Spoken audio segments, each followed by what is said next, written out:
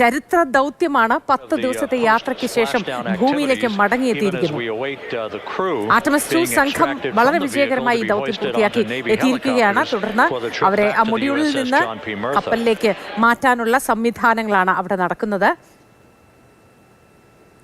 ചന്ദ്രന്റെ മറ്റൊരു മറുവശം കണ്ട് തിരികെ എത്തിയവരാണ്. ഒരു ചരിത്രം തന്നെ തിരുത്തി എഴുതി അല്ലെങ്കിൽ പുതുക്കി വന്നവരാണ്.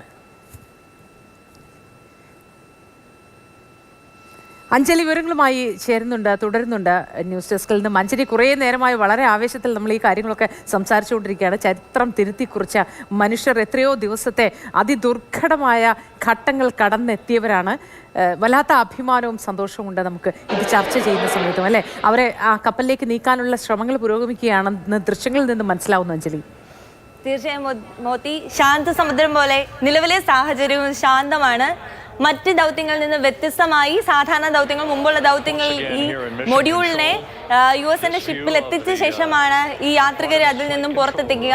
പക്ഷേ ഈ ദൗത്യം അതിൽ നിന്നും കുറച്ച് വ്യത്യസ്തമാണ്, കുറച്ച് സാഹസികത നിറഞ്ഞത് എന്ന് വേണം നമുക്ക് പറയാൻ സാധിക്കുക. ഏതായാലും ഈ ശാന്ത സമുദ്രത്തിൽ വെച്ച് അവരെ ഈ ക്രൂ മൊഡ്യൂളിൽ നിന്നും സർവീസ് ബോട്ടുകൾ ഉപയോഗിച്ച് ആ സർവീസ് ബോട്ടിലേക്ക് മാറ്റാനാണ് ഇപ്പോൾ നാസ ശ്രമിച്ചുകൊണ്ടിരിക്കുന്നത്. നമുക്ക് ദൃശ്യങ്ങളിൽ കാണാം, കൃത്യമായ ആശയവിനിമയങ്ങളെല്ലാം നടത്തി US സേനാംഗങ്ങൾ ആ സർവീസ് ബോട്ടിനെ ആ ക്രൂ മൊഡ്യൂളിനടുത്തേക്ക് എത്തിച്ചിരിക്കുകയാണ്. ഇനി ആ ക്രൂ മൊഡ്യൂളിനുള്ളിൽ നിന്നും ഫ്ലൈറ്റ് സർജൻ അവരെ നിരീക്ഷിച്ച് അവരുടെ ആരോഗ്യക്ഷമതയെല്ലാം നിരീക്ഷിച്ച് അവർ ഓക്കെയാണ് എന്ന് പറഞ്ഞിരിക്കുകയാണ്. ഇനി അതിനുശേഷമാണ് ഈ ക്രൂ മൊഡ്യൂളിൽ നിന്നും അവരെ പുറത്തെത്തിക്കുക.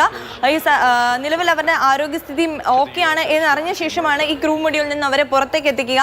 ഏതായാലും മറ്റ് ദൗത്യങ്ങളും കുറിച്ച് സാഹസികത നിറഞ്ഞ ഈ 10 ദിവസത്തോളം നമ്മൾ വിവിധ തരത്തിലുള്ള വെല്ലുവിളികൾ ഈ സംഘം നേരിടുന്നത് കണ്ടു. അതിൽ നിന്നും ഇപ്പോൾ അവസാന നിമിഷത്തിലും കുറച്ച് ഏറെ സാഹസികത നിറഞ്ഞ ഒരു ദൗത്യം എന്ന് വേണം പറയാൻ. ഇപ്പോൾ സർവീസ് ബോട്ടുകൾ ആ മൊഡ്യൂളിനോട് ഹാച്ച് ചെയ്യപ്പെട്ടിരിക്കുന്നു. ഇനി സൈഡ് ഹാച്ചിലൂടെ ഡോക്ക് ചെയ്യപ്പെട്ടിരിക്കുന്നു. ഇനി ആ സൈഡ് ഹാച്ചിലൂടെ അവർ പുറത്തേക്ക് എത്തിക്കുകയാണ്. നമുക്ക് ഇപ്പോൾ ദൃശ്യങ്ങളിൽ കാണാം, US സേനയുടെ ഹെലികോപ്റ്റർ ഉണ്ട്.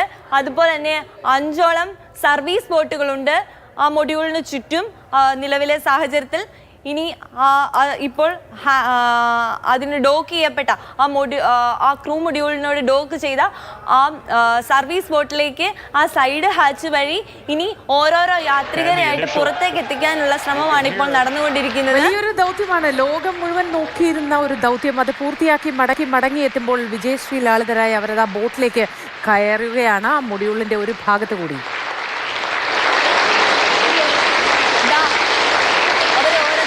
പുറത്തേക്ക് എത്തിക്കുകയാണ്. കൃത്യമായി സുരക്ഷാ മുൻകരുതലുകളെല്ലാം പാലിച്ചുകൊണ്ട് നമുക്കറിയാം 10 ദിവസത്തോളം സീറോ ഗ്രാവിറ്റിയിൽ കഴിയുന്ന ഒരു മനുഷ്യന് എന്തൊക്കെ വെല്ലുവിളികളാണ് നേരിടുക എന്ന് നമുക്കറിയാം.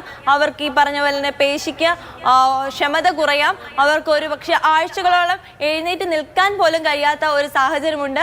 ആ സാഹചര്യത്തിൽ നിന്നും ആ മൊഡ്യൂളിൽ നിന്നും കൃത്യമായി സുരക്ഷാ മുൻകരുതലുകളെല്ലാം പാലിച്ചുകൊണ്ട് അവരെ ഓരോരുത്തരെയായിട്ട് പുറത്തേക്ക് എത്തിക്കുന്ന ദൃശ്യങ്ങളാണ് കാണുന്നത്.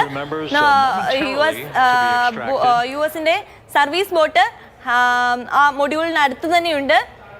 സൈഡ് ഹാച്ച് ഓപ്പൺ ചെയ്തെടുക്കാൻ നമുക്ക് കാണുവാൻ സാധിക്കും. ഓരോരുത്തരെയായിട്ട് അല്പസമയത്തിനകം തന്നെ പുറത്തേക്ക് എത്തിക്കും. ഇപ്പോൾ അതിന്റെ ആ മൊഡ്യൂളിന്റെ സ്റ്റെബിലിറ്റി കൈവരിച്ചിരിക്കുകയാണ്. എന്നിരുന്നാൽ കൂടി ഒരു സമുദ്രത്തിലാണ് ആ മൊഡ്യൂൾ ഉള്ളത്. അതുകൊണ്ട് തന്നെ അതിന്റെ സ്റ്റെബിലിറ്റി എന്ന് പറയുന്നത് ഏറ്റവും പ്രധാനമാണ്. അത് സ്റ്റെബിലിറ്റി എല്ലാം 2, 3 സർവീസ് ബോട്ടുകൾ ഉപയോഗിച്ച് ആ മൊഡ്യൂളിനെ സ്റ്റെബിൾ ചെയ്ത് അതിൽ നിന്ന് ഓരോരോ യാത്രികരെയായിട്ട് പുറത്തേക്ക് എത്തിക്കുന്ന ദൃശ്യങ്ങളാണ് നമുക്കിപ്പോൾ കാണുവാൻ സാധിക്കുന്നത്. നിലവിൽ നാസ നൽകുന്ന വിവരങ്ങൾ അനുസരിച്ച് ആ യാത്രികർ എല്ലാവരും തന്നെ സുരക്ഷിതരാണ്. ദൗത്യം വിജയകരമായി പൂർത്തിയാക്കിയിരിക്കുന്നു. അങ്ങനെ സമുദ്രത്തിന്റെ ഉപരിതലത്തിലേക്ക് അവർ വന്നിറങ്ങിയിരിക്കുന്നു. എത്രയെത്ര കാതം കടന്ന് യാത്ര ചെയ്ത് വന്ന മനുഷ്യരാണ്, അല്ലേ? സന്തോഷം തോന്നുന്നു, അഭിമാനം തോന്നുന്നു. അങ്ങനെ ഒരു ദൗത്യം പൂർത്തിയാക്കി തിരികെ എത്തിയപ്പോൾ ഇനി ഓറിയോൺ പേടകത്തിൽ നിന്നും അവരെ ഒരു സർവീസ് ബോട്ടിലേക്ക് മാറ്റി അവിടെ നിന്നാണ് കപ്പലിലേക്ക് മാറ്റുക. പ്രത്യേക ആരോഗ്യ പരിശോധനകൾ ഉണ്ടാവും. ഇത്രയും ദിവസം വളരെ വേഗതയിൽ യാത്ര ചെയ്തതാണ്. മർദ്ദത്തിന്റെ വ്യത്യാസങ്ങൾ ഉണ്ടായിരുന്നു, ആരോഗ്യപരമായ മറ്റ് കാരണങ്ങൾ. നമ്മളെ പോലെ ചോറും കറിയും ഒന്നും കഴിച്ച് വന്നവരൊന്നുമല്ല. അപ്പോൾ അതുകൊണ്ട് ഇനി അങ്ങോട്ട് ഭക്ഷണ കാര്യത്തിലൊക്കെ പ്രത്യേക ശ്രദ്ധയുണ്ടാവും. അങ്ങനെ എല്ലാ കാര്യങ്ങളും പൂർവ്വസ്ഥിതിയിലേക്ക് ആക്കിയ ശേഷമായിരിക്കും അവർക്ക് പൊതുസമൂഹത്തിലേക്ക് ഇറങ്ങാൻ പോലും പറ്റുക. അത്രയധികം ശ്രദ്ധയുണ്ടാവും.